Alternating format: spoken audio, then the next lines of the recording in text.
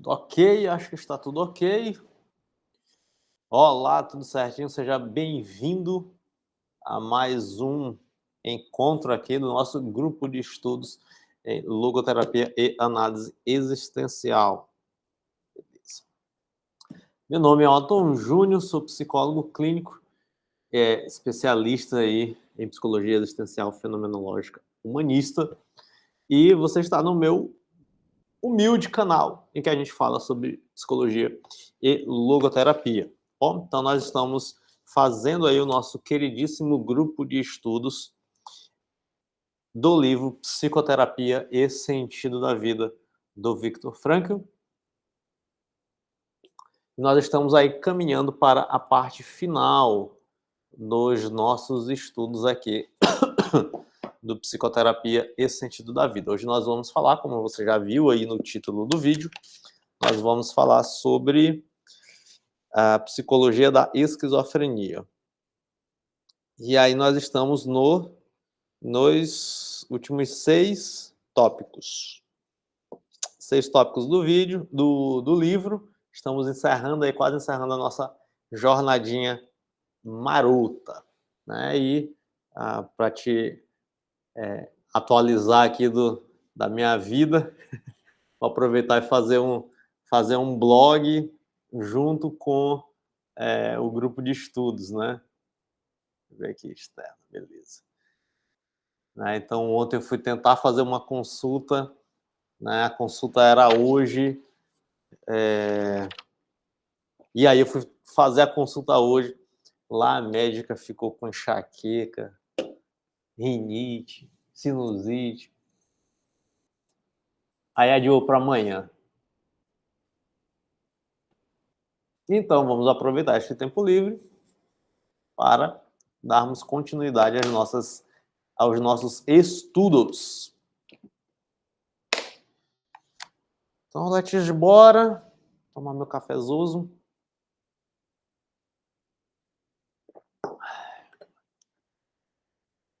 Botei até um biscoitinho aqui, porque eu tomei o café menos do que eu estou acostumado a tomar, né? Então, provavelmente eu vou ficar com fome.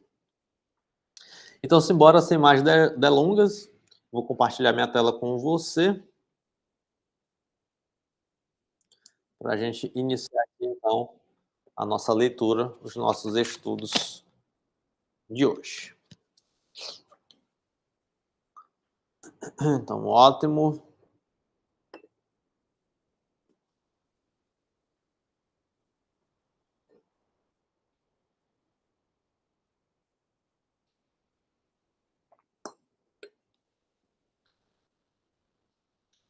Uhum.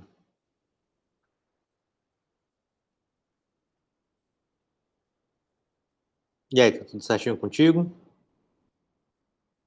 Espero que esteja tudo bem. Então, hoje nós vamos tratar da psicologia da esquizofrenia. 10 páginas.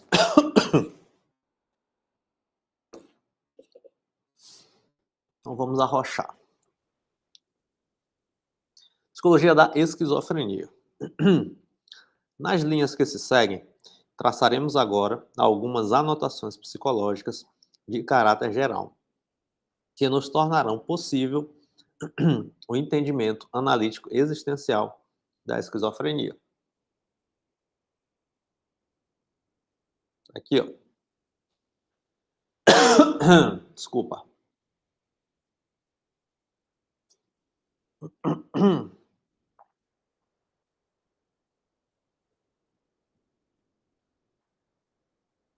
É que eu fui comer esse biscoito agora. Lasquei. Vai dar pigarra aqui na garganta. Ok. Então, lembrando, babies, que o Vitor Franco vai fazer, então, essa análise existencial da esquizofrenia, tá?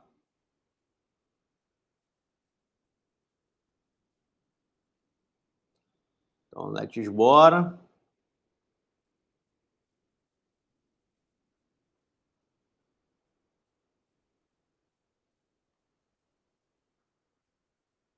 Vamos lá. Para tanto, partiremos de algumas observações clínicas. Tivemos ocasião de observar muitas vezes em toda uma série de pacientes esquizofrênicos uma vivência bem característica. Estes doentes a que me refiro é frequente declararem que têm de quando em quando a sensação de os estarem a filmar. Eu não vou comer o biscoitinho de novo, não, senão eu vou ficar tossindo aqui.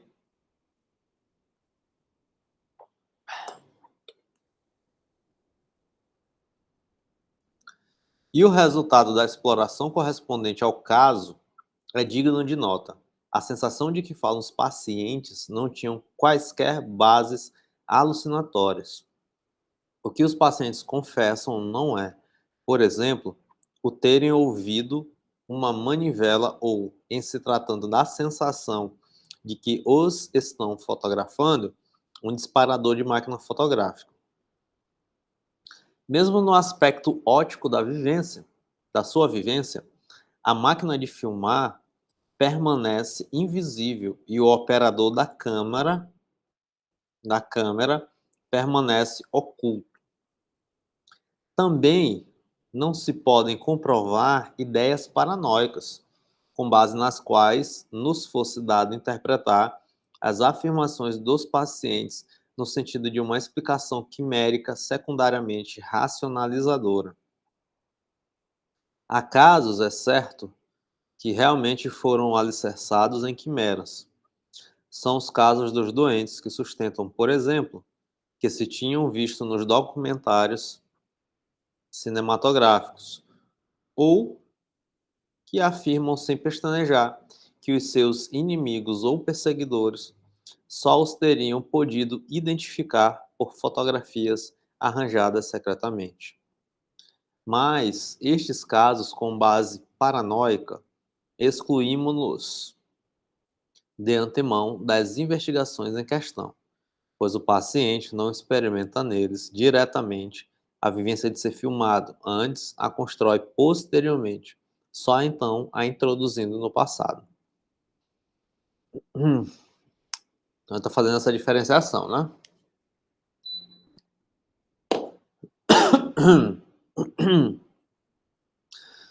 O que se nos depara, portanto, uma vez feita a mais estrita seleção da casuística, poderíamos nós caracterizá-lo fenomenológica e descritivamente como quimera fílmica. Esta quimera fílmica representa uma autêntica alucinação do saber, no sentido que Jaspers atribuiu à expressão. No entanto, também poderíamos incluir entre os sentimentos primariamente quiméricos de que fala Groove. Uma doente interrogada sobre como podia supor que tinha sido filmada, uma vez que nada observara que de algum modo a pudesse levar a tal conclusão, deu a seguinte resposta bem característica: não sei como, mas tenho a certeza disso. Não sei como é que eu fui filmada, mas eu tenho certeza que fui filmada. Não sei, só sei que foi assim. Entretanto, há casos em que se revelam transições entre o quadro patológico característico da quimera fílmica e outros quadros parecidos. Referimos-nos àqueles pacientes que supõem que a sua voz foi gravada em discos, o que nada mais é do que o paralelo acústico da quimera fílmica. Mas há outros ainda que afirmam que alguém os anda a espionar ou a escutar atrás da porta. Por último, parece-nos estarem na mesma linha os casos em que os pacientes dizem ter a sensação bem definida de os andarem a procurar, ou a certeza, igualmente sem fundamento, de que alguém pensa neles. Esse daqui é o quadro, a sintomatologia clássica da esquizofrenia, né? Que é a sensação de estar sendo perseguido, né?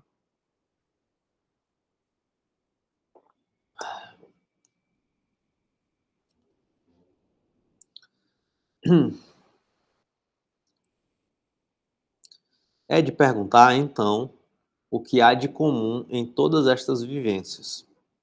O que se passa aqui, afinal?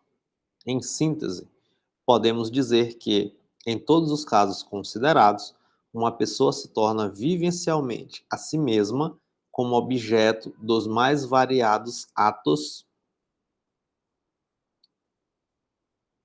intencionais de outras pessoas, como objeto da objetiva de uma câmera de filmar, no caso da quimera fílmica, ou da objetiva de um aparelho fotográfico, né, a lente, né,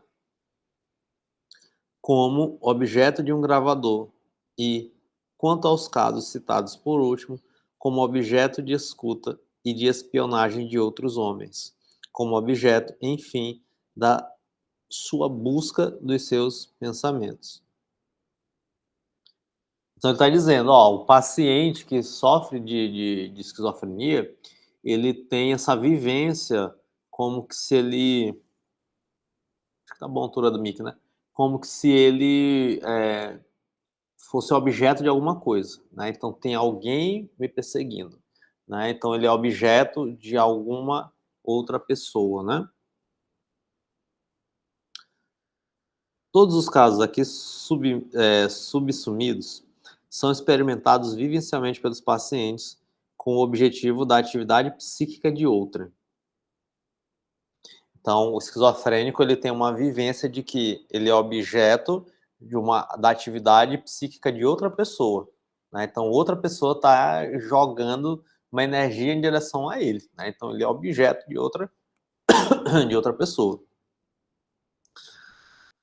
Os aparelhos a que os pacientes se referem nas suas vivências, nos primeiros casos mencionados e em relação aos quais se sentem, portanto, como objetos, representam apenas uma ampliação da atividade psíquica por meio de um dispositivo mecânico, uma espécie de prolongamento técnico dos atos intencionais do ver e ouvir. É compreensível assim que os aparelhos em questão contenham, para os esquizofrênicos, uma espécie de intencionalidade mítica. Portanto, o que temos aqui, nos casos de esquizofrenia mencionados, é o sentimento primariamente quimérico, a que poderíamos chamar vivência do puro ser objeto. E, com base nisto, também poderíamos conceber como meras formas especiais da vivência geral do puro ser objeto, tudo que se considera sensação de ser influenciado. Mania de perseguição ou de observação por parte de outro. Nestas formas especiais, o esquizofrênico teria precisamente a vivência de ser objeto das intenções de observação ou perseguição de alguém, conforme o caso. A vivência que acabamos de apresentar, vivência do puro ser objeto, poderíamos considerá-la como uma faceta daquela perturbação central do eu, que Grulli enumera entre os sintomas primários da esquizofrenia. Quer dizer, assim como uma fissura geológica se avalia na estrutura das camadas minerais mais profundas, assim também a observação dos sintomas primários da superfície sintomatológica, digamos, nos permite julgar a essência do distúrbio básico esquizofrênico. Na realidade, quanto aos casos de esquizofrenia, as diversas formas de manifestação daquela vivência do puro ser objeto podem se reduzir a uma lei uniforme que se traduz em o esquizofrênico se sentir vivencialmente como se ele, o sujeito, se tivesse transvertido em um objeto. Então, ele está fazendo aqui a análise, né? Então, a tradução da análise existencial para a vivência, para o modo de ser do esquizofrênico, é isso, né?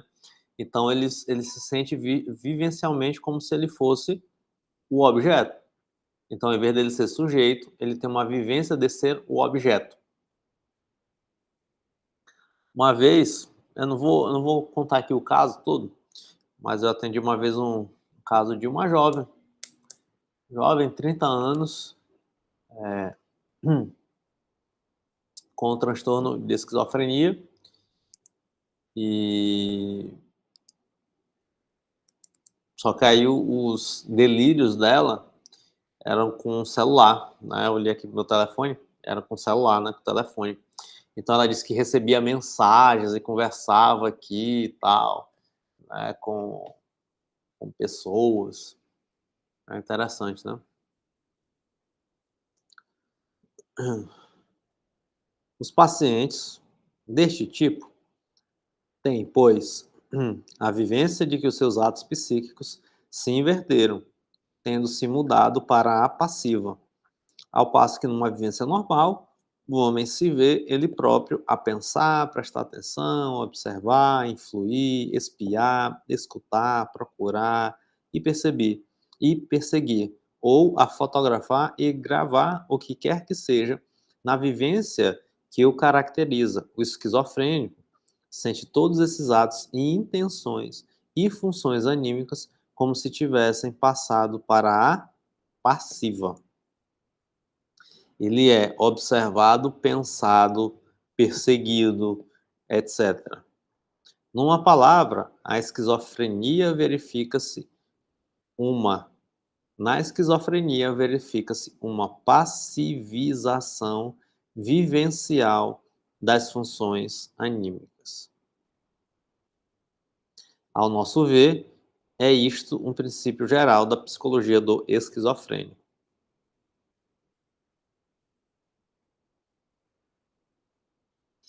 É interessante reparar como a passivização vivida por estes doentes os obriga a utilizar, quando o normal seria empregar expressões intransitivas, as formas verbais transitivas correspondentes. Assim, uma paciente queixava-se de que tinha a sensação não de que acordava, mas sim de que a acordavam. Aliás, esta tendência para a passivização própria da vivência esquizofrênica permite-nos compreender também, em conformidade com a linguagem que a exprime, aquela dicção típica e conhecida em que desprezam o verbo e, não raro, de um modo forçado, preferem construções substantivadas, andadura e coisas do gênero. E isto é assim evidente, e isto é assim evidentemente porque o verbo, a palavra da ação, né, da atividade, pressupõe e exprime essencialmente a vivência da ação. Exato, né? Interessante essa percepção aqui, interessante essa análise, né? Hum.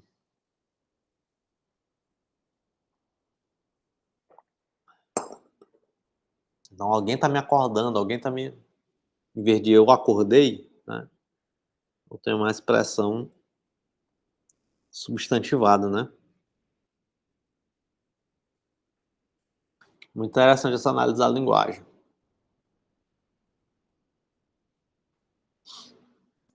A linguagem típica do esquizofrênico, pelo menos do esquizofrênico autístico, que, portanto, num outro sentido, isto é, em relação ao mundo exterior, acusa uma deficiência de atividade, tem ainda outro traço característico: o predomínio da função expressiva em detrimento da função representativa.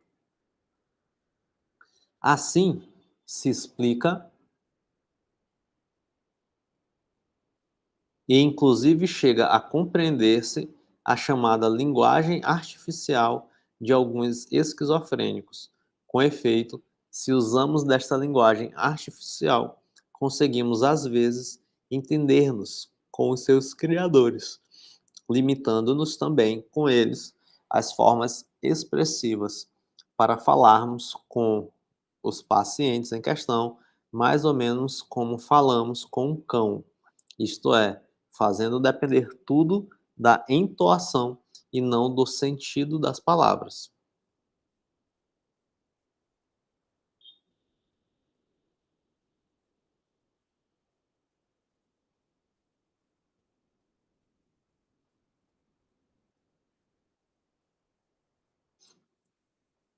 Desta interpretação das vivências esquizofrênicas como passivização vivencial da atividade psíquica, aproxima-se bastante a teoria da esquizofrenia de Berze. Como é sabido, Berze fala de uma insuficiência da atividade psíquica do esquizofrênico. E a hipotonia da consciência é, para este autor, o sintoma principal da doença. Se com esta hipotonia da consciência relacionamos aquilo que caracterizamos como passivização vivencial, bem podemos agora, no sentido de uma análise existencial da esquizofrenia, apontar a fórmula seguinte: o ser eu é, enquanto ser consciente, hipotônico, e, enquanto ser responsável, é como se na sua vivência também tivesse sido afetado. Eu sabia que ele ia chegar nesse raciocínio aqui. O esquizofrênico experimenta a vivência de estar de tal maneira limitado em todo o seu ser homem, já que não consegue sentir-se propriamente existente. Compreende-se agora facilmente a interpretação dada por Confreud, a vivência esquizofrênica, ao apresentar a esquizofrenia como uma morte antecipada. Desde que Bayes nos ensinou a distinguir entre sintomas processuais e sintomas defectivos da esquizofrenia, bem sabemos que qualquer interpretação psicológico-fenomenológica da vivência de tipo esquizofrênico e, portanto, a sua interpretação analítico-existencial deve ater-se aos sintomas processuais.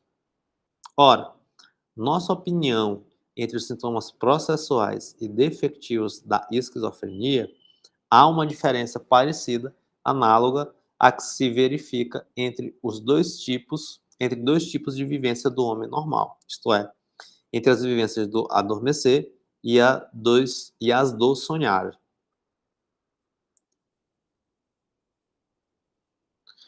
Por isso, tem razão C. Schneider quando, no seu estudo sobre a psicologia da esquizofrenia, escolhe para modelo do pensamento adormentado precisamente este tipo de pensamento vago e crepuscular de quem está adormecendo, e não o pensamento dos sonhos, como faz, por exemplo, Jung, que vê no esquizofrênico um sonhador em vigília.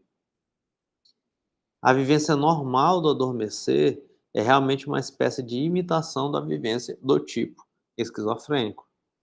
Isto logo se compreende se atentarmos em que, ao adormecermos, se produz uma hipotonia da consciência, ou, para usarmos a expressão de Janet, um abasement mental.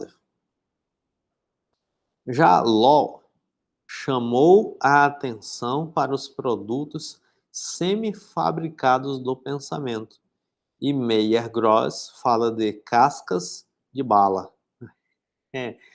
Cascas de pensamento vazias. Enquanto eu estou gravando, casca de bala está no hype. Ora, eu e casca de bala.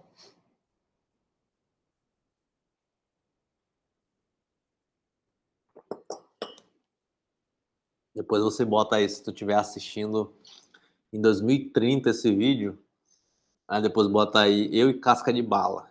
Era a música do hype. Tava na alta.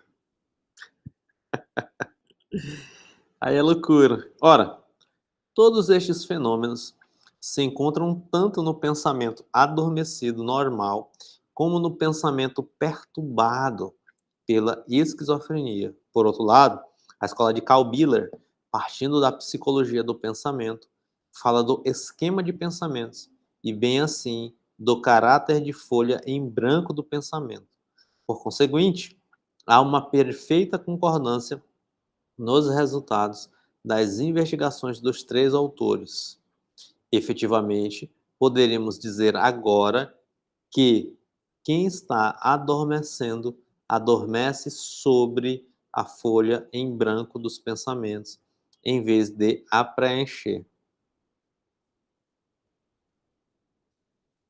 E também se esclarece a razão pela qual, no pensamento adormentado, o que normalmente nunca acontece, se pode chegar a intuir a folha em branco de um ato mental. Pois bem, até aqui ele está fazendo a explicação, né, está construindo aqui o status quo, o status questiones, né? É o status da questão, né? Então ele está trazendo aqui as perspectivas. Ó, a galera que estuda isso diz que esquizofrenia é isso daqui. O pessoal que estuda isso sinaliza que esquizofrenia é aqui, né? Então tem as descrições das vivências, né? Então a gente tem muitas essas psicopatologias que não são muitas vezes sintomatológicas, né? Então, tem um delírio tal, pá, tem um delírio persecutório. Então, antes a gente tinha muito uma descrição poético-fenomenológica, do tipo isso, né?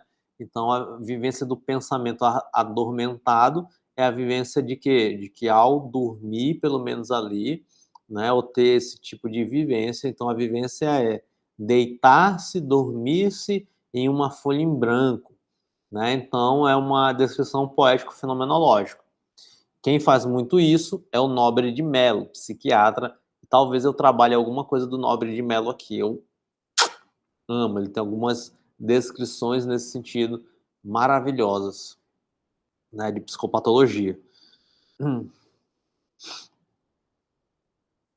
Muito bom.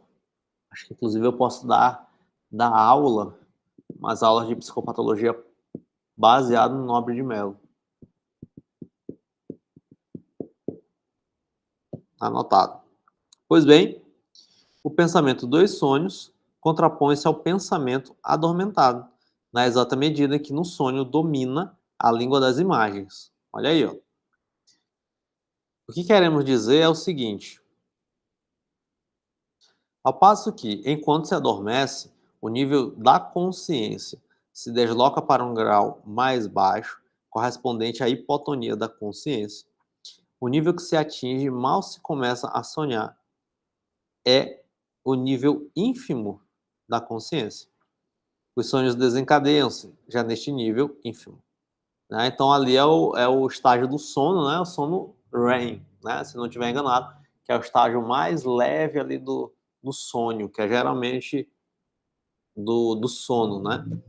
Geralmente o estágio do sono, a fase do sono que a gente sonha. Então por isso é muito comum a gente estar sonhando algo e a gente despertar, né? Que é essa fase mais leve do sono, perdão. Olha aqui, ó, os sonhos desencadeiam-se já neste nível ínfimo. Pronto, é isso que eu estou dizendo. E, em harmonia com a mudança funcional que se efetiva no trânsito da vigília para o sono, o homem que sonha regride, entre aspas, né? Lembrando sempre que essas setinhas aqui são aspas, regride a linguagem simbólica primitiva dos sonhos.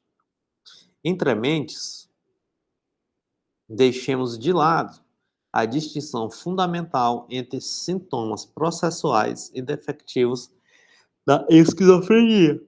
E vejamos se, em que medida, além dos sintomas mencionados, distúrbios do eu e do pensamento, há outros sintomas esquizofrênicos que se possam esclarecer mediante o princípio explicativo por nós apresentado, isto é, mediante a passivização vivencial geral dos processos anímicos. Não vamos averiguar aqui até que ponto o sistema motor do esquizofrênico se encaixa no quadro da passivização. De resto, a aplicação do nosso princípio aos fenômenos catatônicos e catalépticos é facílima. Limitar-nos-emos apenas ao problema psicológico das alucinações acústicas, da audição de vozes própria do esquizofrênico. Para tanto, o princípio da passivização, de certo, nos oferecerá a chave da explicação, se partimos desse fenômeno em que consiste,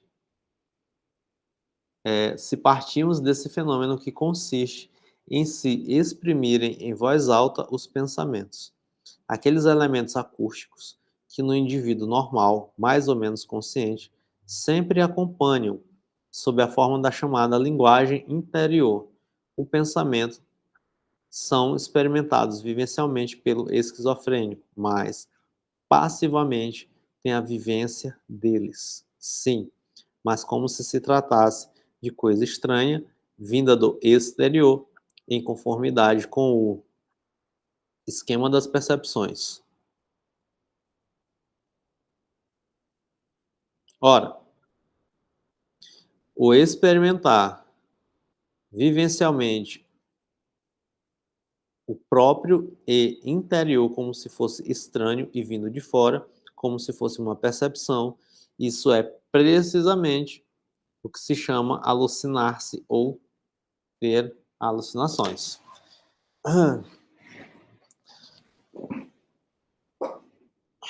Aumentar um pouquinho aqui minha cadeira, velho.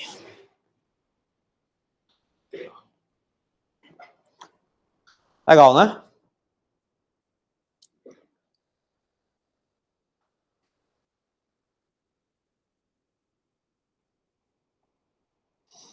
Então, muito bom isso que o Franco está falando, que ele está fazendo essa descrição, né, de... porque nós temos essa voz interior, não é isso? A gente pensa, a gente tem essa coisa do interno, né? Então a gente tem esse tipo de vivência. A gente acha que ouve, é só ficar calado. Né? Às vezes tu conversa contigo, né? Então a gente tem esse tipo de vivência. E aí o esquizofrênico, ele tem essa sensação de que está vindo de fora, né? Como se fosse alheio a ele. O princípio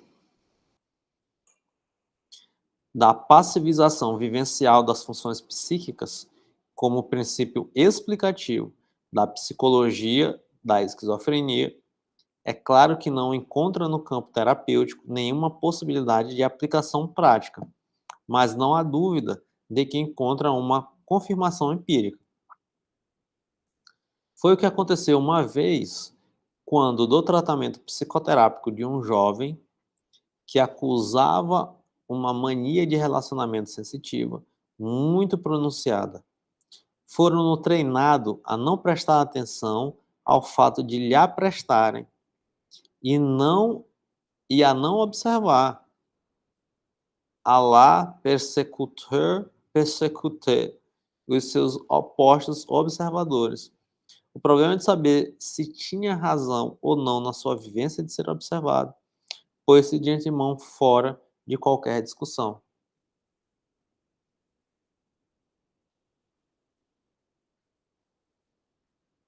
De fato, a sensação de estar sendo observado desapareceu logo que o paciente aprendeu a deixar de observar os que os rodeavam, fixando-se, como fazia até então, no fato de ser observado.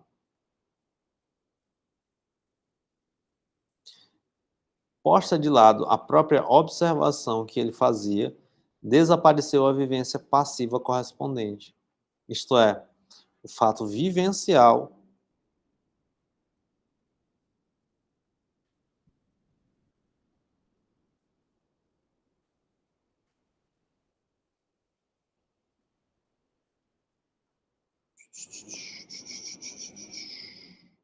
de estar sendo observado. Ó, tá. Não sei se eu sou capaz de opinar, né? Vamos lá. Ora, na nossa opinião, o fato de, pelo tratamento psicoterápico, se ter conseguido por termo a vivência passiva de ser observado, mediante a supressão da observação ativa, só se pode explicar admitindo que o distúrbio fundamental havia produzido uma inversão da vivência de observar, apassivando-a. Não há razão para que a análise existencial especial da esquizofrenia se atenha incondicionalmente aos casos indiscutíveis do ponto de vista nosológico, com base na análise daqueles quadros patológicos que se situam já na periferia do círculo das formas esquizofrênicas. Precisamente, é esse o caso de mania de relacionamento sensitiva. Está também ao seu alcance esclarecer o modo especial da vivência esquizofrênica. Para tanto, gostaríamos de ocupar-nos agora com aquelas formas da psicoterapia esquizoide que, a seu tempo, se englobavam sob a imagem da chamada psicastenia. Como é sabido, a vivência deste tipo de doentes descrevia-se como sentimente de vide. Dizia-se, além disso, que lhes faltava o sentimento da realidade. Um dos nossos pacientes tentou explicar-nos a sua vivência, dizendo-nos que se podia comparar a um violino sem caixa de ressonância. Sentia-se vivencialmente como se fosse pura e simplesmente a sua própria sombra.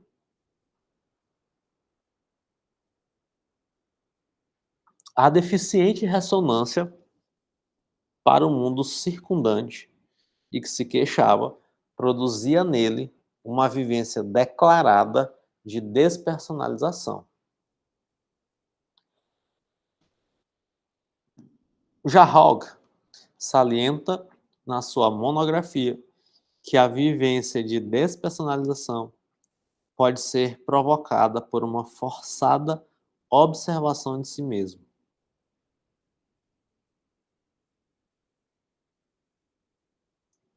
A isto, entretanto, gostaríamos de acrescentar algumas considerações. O saber é sempre não apenas um saber acerca de alguma coisa, mas também um saber acerca deste mesmo saber. E, além do mais, um saber que este saber procede do eu concreto. Agora, essa descrição aqui da vivência de despersonalização é interessante, né?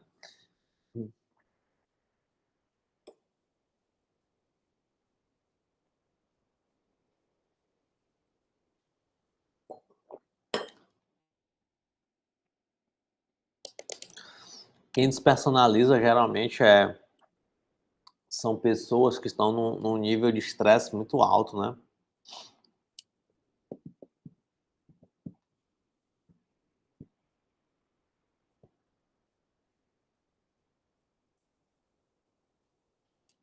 Interessante.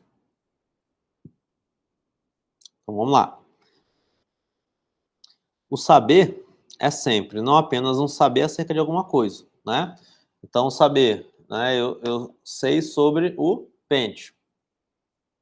Então, esse meu saber sobre o pente não é apenas o saber sobre o pente, mas também o saber acerca deste mesmo saber. Então, eu sei que eu sei sobre o pente.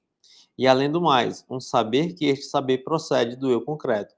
Então, eu sei que eu sei sobre o pente e eu sei que eu sei sobre o pente a partir do meu eu concreto.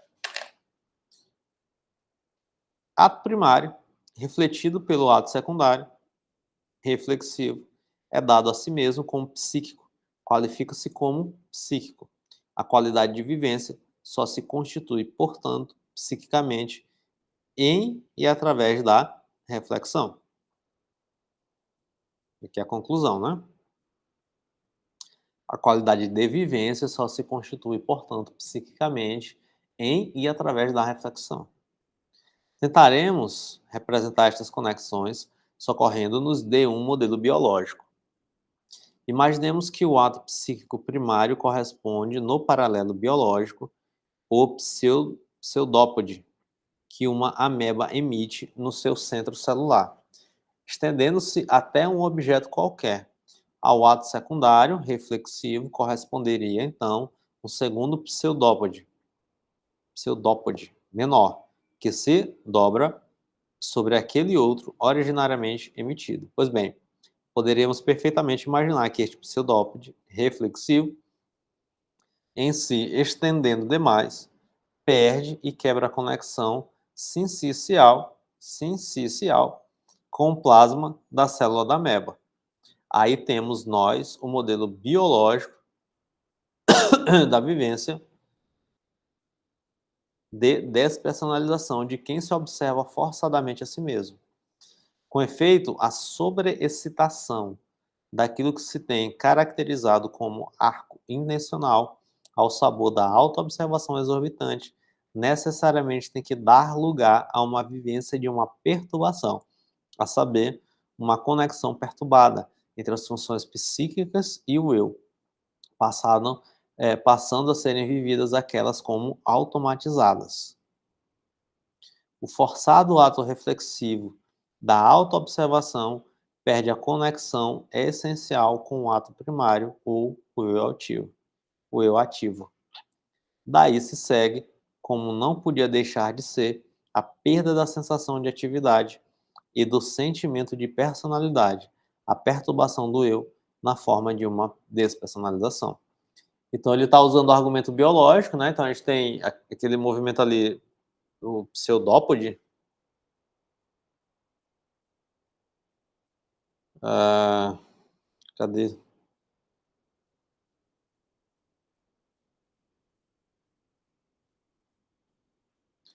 Pseudópode, isso. Né? Nós temos aí um movimento pseudópode, aí tem um segundo, né? Se for esticado demais, ele quebra. Pá, quebrou, né? Aí é o paralelo que ele tenta fazer aqui para a vivência de despersonalização. Né? Então, observação, superexcitação, observou demais, excitou demais, rompeu. Pá, aí tem essa sensação de separação da vivência do eu, né, com a função psíquica.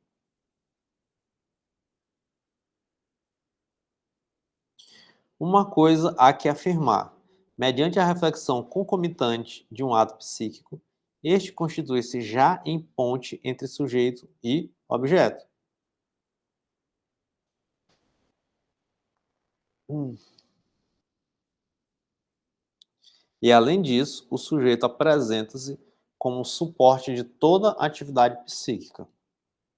Entendido, né? Quer dizer, em dizendo que tenho qualquer coisa, eu digo que tenho duas coisas além dessa qualquer coisa. Tenho o tê-la e também o eu que se tornou consciente de si mesmo. Então ele está fazendo aqui a observação de como a gente está ali nesse ato reflexivo, quando a gente percebe qualquer atividade psíquica, né? Então é tipo assim, eu estou tendo um pensamento catastrófico, né? Então eu percebo que eu estou tendo esse pensamento. Eu percebo que eu tenho esse pensamento. Hum. Para esta conscientização, operada mediante a reflexão sobre si mesmo, há também um modelo biológico. Referimos-nos, assim, ao eu enquanto eu mesmo. O eu mesmo é, portanto, filogênese do telencéfalo, o córtex cerebral, correlato anatômico da consciência reflexiva, está dobrado, retrofletido em torno do tronco cerebral, substrato orgânico dos impulsos inconscientes, tal como a função inibitória da consciência se acha refletindo sobre as reações instintivas dos centros dienencefálicos. Estou só fazendo aqui. O Frank era neurologista, né? Então ele está fazendo aqui o paralelo com as funções cerebrais, né? Conforme dissemos, o arco intencional do ato reflexivo está, no caso da despersonalização, tão esticado que pode chegar a partir. Deste modo, tentamos explicar como a autoobservação forçada se faz acompanhar de um distúrbio do sentimento do eu.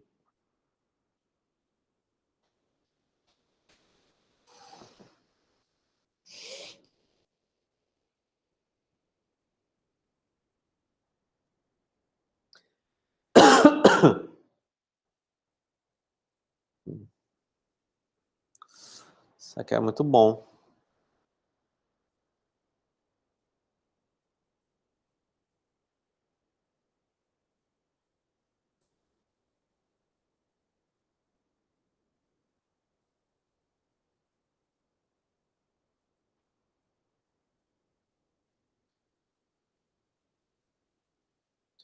Fica claro agora que a hipotonia da consciência pode ou tem que conduzir necessariamente na esquizofrenia ao mesmo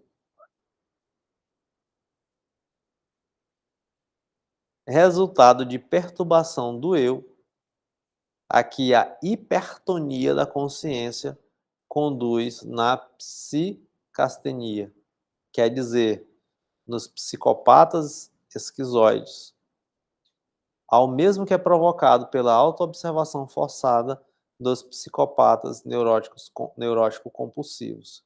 Afinal, a diferença entre a perturbação esquizofrênica do eu e a despersonalização psicopática reside em que, na perturbação esquizofrênica, em correspondência com a hipotonia da consciência, o arco intencional ostenta um mínimo de tensão, ao passo que no segundo, em harmonia com a hipertonia da consciência, ficou tão tenso que se partiu.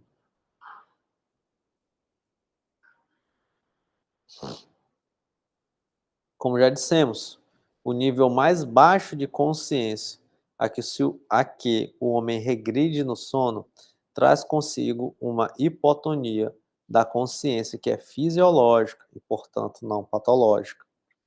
É de esperar, por isso, que essa hipotonia se externe também numa descida da tendência para a reflexão. Assim, como podemos admitir que no sonho o ramo reflexivo do ato de pensar, por assim dizer, se retraía mais ou menos. E o resultado desta regressão está precisamente em que os elementos intuitivos das representações livremente ascendentes podem fazer à vontade o seu jogo alucinatório, sem qualquer interferência da correção reflexiva que o estorve.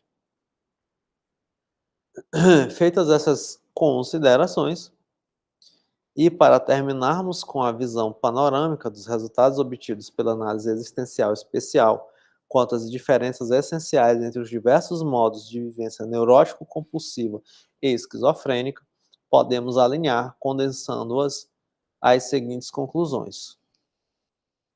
O neurótico compulsivo sofre de uma insuficiência da função filtro e de um consequente excesso de consciência. O esquizofrênico sofre de uma hipotonia da consciência, em consequência de uma insuficiência da atividade psíquica. Se bem que, em parte realmente, em parte vivencialmente, verifica-se na esquizofrenia não apenas uma limitação do eu enquanto consciência, mas também uma limitação enquanto ser responsável. Enquanto ser sujeito responsável, vivência do puro ser objeto, consoante o princípio da passivização. Seja como for, permanece ainda no esquizofrênico aquele resto de liberdade em face do destino, e bem assim em face da doença, que continua à disposição do homem como tal, e também como doente, em todas as situações e instantes da vida até o fim. Né? Então ele fez toda a explicação existencial dessa vivência esquizofrênica, tá bom? E a conclusão dele é qual? A conclusão dele é que existe uma vivência que é passiva, né? Então tem uma vivência passiva, and essa vivência passiva, ela tem que ter uma atenção especial e um apelo especial ao ser ao seu ser responsável. Porque já que ele tem essa passivização da existência, ou seja, ele percebe que ele é objeto, né, então isso pode gerar uma tendência passiva, né, ou isso pode o distanciar do seu ser responsável, né, de tomar para si as rédeas da sua vida, né, e a sua vida girar em torno justamente dessa passivização. Um exemplo assim, claro desse tipo de movimento é o filme Uma Mente Brilhante. Eu acho que eu já citei aqui no grupo de estudos, e eu tenho vídeo no canal sobre Uma Mente Brilhante, e eu recomendo que você assista. Procure aí, né, Uma Mente Brilhante aqui no canal e assista lá. Então eu não faço uma análise existencial lá, mas eu explico esse arco, né, da doença e eu falo algo sobre o ser responsável, né? E sobre a força de resistência do espírito, que é o que o Frank está falando aqui, que a despeito, né? A despeito desse destino, a dimensão noética continua à disposição do homem como tal. Isso é que é interessante. E lá eu faço um paralelo com a com a ordenação das nossas paixões, com a ordenação, com a regulação das nossas emoções. Então esse é o paralelo que eu faço lá na análise do filme. É esse paralelo que eu traço, né? Aqui as nossas emoções elas vão continuar aparecendo e tal, essa coisa toda, mas como é que a gente consegue organizá-las, ordená-las, regulá-las? E aí eu traço esse paralelo, né? Eu não faço uma análise existencial, eu traço esse paralelo com a regulação das emoções. Mas a gente poderia facilmente fazer esse paralelo aqui com o ser responsável, né? A liberdade em face do destino. Certo? Então, deste modo, nós acabamos a parte B, que é a análise existencial especial.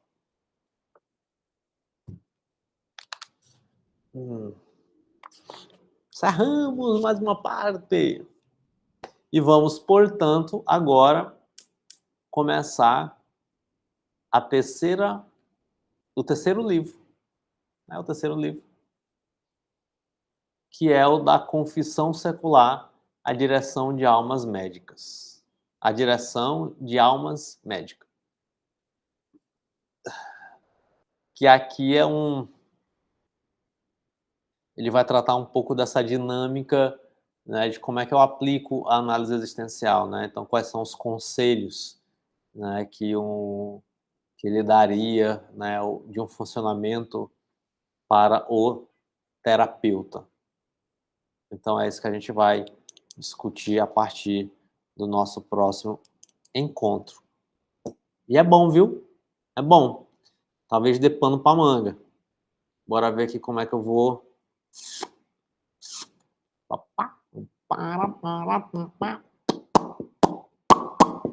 Como é que eu vou fazer? Mas beleza.